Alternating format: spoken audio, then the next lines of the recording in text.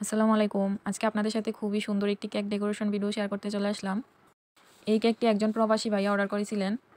আমি যদিও আগে থেকে কোনো অ্যাডভান্স নেই না, কিন্তু যখন অপরিচিত কাস্টমার হয় এবং বড় কিছু অর্ডার থাকে তখন বলি যে কিছু টাকা অ্যাডভান্স করার জন্য। তো সেক্ষেত্রে ভাইয়াকেও বলেছিলাম, ভাইয়া কিছু টাকা অ্যাডভান্স করে অর্ডারটা কনফার্ম করতে হবে। তো ভাইয়া বলল যে, "না আপু, আমি পুরো টাকাই অ্যাডভান্স করব, সমস্যা নেই।" ভাইয়া হয়তো কেকটা কাউকে সারপ্রাইজ দেওয়ার জন্য অর্ডার করেছিল। তো সেক্ষেত্রে কেকটা সম্পূর্ণ রেডি করে আমরা হোম ডেলিভারি দিয়েছিলাম। কেকটা একজন আপু রিসিভ করেছিল। তো উনাকে যখন ফোন দেওয়া হলো উনি জানতোই না যে কেকের অর্ডার ছিল। তো সেক্ষেত্রে বুঝতে পারলাম যে হয়তো ভাইয়া আপুকে সারপ্রাইজ দেওয়ার জন্যই কেকটা অর্ডার করেছিল। এই কেকটি চকলেট ফ্লেভারের ৫ পাউন্ডের একটি কেক ছিল। প্রথমে আমি ক্রিম দিয়ে কেকটাকে কভার করে নিয়েছি।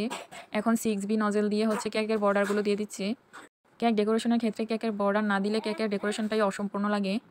যদিও এখানে আমি ভুলে বড় সাইজের নজেলটা নিয়ে নিয়েছিলাম। এই বর্ডারগুলো ছোট সাইজের নজেলটা দিয়ে দিলে আরও বেশি সুন্দর হয়। ভাইয়া 2 টায়ারের একটি ছবি দিয়ে বলেছিল যে, "আপু, এরকম ডিজাইনের মধ্যে করে দিয়েন।" তো যেহেতু কেকটা ৫ পাউন্ডের হবে সেক্ষেত্রে কেকটা অনেক বেশি বড় হবে, তার জন্য আমি 3 টায়ার করে দিয়েছি। কেকের ফাইনাল লুক দেখার পর ভাইয়া অনেক বেশি খুশি হয়েছে। তো এখন আমি কিছু গোলাপ তৈরি করে নিব। দেখতেই পাচ্ছেন গোলাপটা আমি কিভাবে তৈরি করছি। প্রথমে হচ্ছে মাঝখানে একটি বেস দিয়ে তারপর হচ্ছে সাইড দিয়ে এন শেপের মতো করে পাপড়িগুলো দিতে হবে। আপনারা ভিডিওতে খেয়াল করলেই বুঝতে পারবেন। এখন আমি আপনাদের আরেকটি গোলাপ তৈরি করে দেখিয়ে দিচ্ছি। এখানে বলে বোঝানোর মতো আসলে কিছুই নেই, সম্পূর্ণটা আপনাদের দেখিয়ে বুঝতে হবে। আর ক্রিম দিয়ে গোলাপ বানানো বা কেক ডেকোরেশনের ক্ষেত্রে আপনারা যদি বারবার ট্রাই না করেন তাহলে কখনোই সুন্দরভাবে বানাতে পারবেন না। কোনো কিছুই আসলে একবারেই খুব ভালোভাবে বানানো যায় না। গোলাপটা অনেকেই বলেন যে, "আপু, সুন্দরভাবে গোলাপ বানাতে পারি না, ক্লাস করতে হবে, এ করতে হবে, সে করতে হবে।" তাদেরকে বলব যে আপনারা বাসায় বারবার ট্রাই করেন, তাহলে অবশ্যই পারবেন। কোনো কাজে সফল হতে গেলে তা অবশ্যই লক্ষ্য স্থির করতে হয়। একটি প্রবাদ আছে, "একবার না পারিলে দেখো শতবার।" আসলে এই সব কাজই আপনি যদি একবার না পারেন তাহলে বারবার ট্রাই করেন, তাহলে অবশ্যই আপনি কাজটা করতে পারবেন। কেক বানানোর ক্ষেত্রে আমি কোনো কিছুই কেকের কোনো কোর্স করি নাই, কোনো ক্লাস করি নাই। ডেকোরেশন বা কেক মেকিং সম্পূর্ণটা আমি ইউটিউবে যে ভিডিও দেখে তারপর হচ্ছে নিজ প্রচেষ্টায় বাসায় বারবার বানিয়ে ট্রাই করে তারপর হচ্ছে আমি সবকিছু শিখতে পারছি। যদিও অনেকেই বিশ্বাস করতে চায় না যে আমি কোনো কিছুরই ক্লাস করি নাই। আমি যেগুলো বানাই সবকিছুই আমি নিজে থেকে বানাই, নিজ প্রচেষ্টায়। কোনো কিছুরই কোর্স করতে হয় নাই। কারণ সত্যি বলছি, আমার মধ্যে একটা আত্মবিশ্বাস ছিল যে আমি পারবো, আমাকে পারতেই হবে। আমি কেন পারবো না? হ্যাঁ, আমি বারবার চেষ্টা করেছি। আমি আমি কিন্তু ১ম বারেই সফল হইনি। আমি অনেকবার চেষ্টা করেছি, ব্যর্থ হয়েছি। তারপরেও চেষ্টা চালিয়ে গিয়েছি। তারপর হচ্ছে সফলতা এসেছে।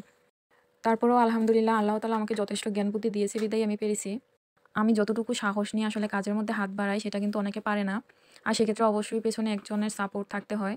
যেমন ধরেন কোনো কিছু করতে গেলে অবশ্যই আমাকে উপকরণ কিনতে হবে। তো সেক্ষেত্রে কিন্তু খরচের একটা ব্যাপার-স্যাপার আছে। তো সেক্ষেত্রে আমি যদি না পারি তাহলে কিন্তু সেই উপকরণগুলো কিনে কোনো লাভই হবে না। অযথা টাকা নষ্ট হবে। তো সেটা চিন্তা করে অনেকে সামনের দিকে আগাতে চায় না। তো সেক্ষেত্রে সবসময় আমি সম্পূর্ণ সাপোর্ট পেয়ে এসেছি আমার হাসব্যান্ডের জন্য। উনি যদি আমাকে এভাবে সাপোর্ট না করতেন, সব কাজের ক্ষেত্রে এভাবে সহযোগিতা না করতেন তাহলে আমি এতদূর আগাতে পারতাম না। তো এরকম হাসব্যান্ড পাওয়া আসলেই ভাগ্যের ব্যাপার। সেটাও আল্লাহর কাছে লাখ, লাখ শুকরিয়া। আমার কেক বানানোর ১ম সরঞ্জাম আমি আমার অ্যানিভার্সারিতে গিফট পেয়েছিলাম। সেই কাহিনী পরে একদিন আপনাদের সাথে শেয়ার করব। তো কথা বলতে, বলতে সম্পূর্ণ কেকটাই ডেকোরেশন করা হয়ে গেল। কেকের মধ্যে আমি আলাদা করে হচ্ছে সুগার বল, তারপর নন এডিবল প্রজাপতি লিফ, তারপর হচ্ছে হ্যাপি বার্থডে টপার, তারপর গোল্ডেন বল এক্সট্রা করে দিয়ে দিলাম। এগুলো দেওয়ার কারণে কিন্তু কেকের লুকটা আরও বেশি সুন্দর হয়ে গেছে। তো আজকে এ পর্যন্তই। ভিডিওটি ভালো লাগলে অবশ্যই একটি লাইক দিবেন। সবাই ভালো থাকবেন। আল্লাহ হাফেজ।